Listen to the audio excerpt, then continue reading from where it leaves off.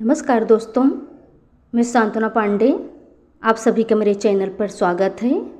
तो दोस्तों, आज मैं आपके लिए एक बहुत ही मज़ेदार अवसान मैया का भजन लाई हूँ, तो एक बार ज़रूर सुनिएगा। अगर मेरा गाना अच्छा लगे तो लाइक शेयर सब्सक्राइब ज़रूर कीजिएगा। धन्यवाद। मनवा करे दूर दूरिया जब भाई हो, मनवा करेला, मनवा करे दूर दूरिया जब भाई हो, मनवा करेला।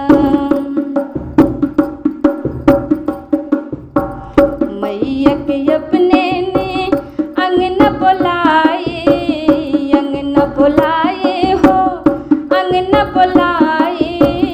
मैया के अपने ने अंगना बुलाए, गोड़वा में उनके, गोड़वा में उन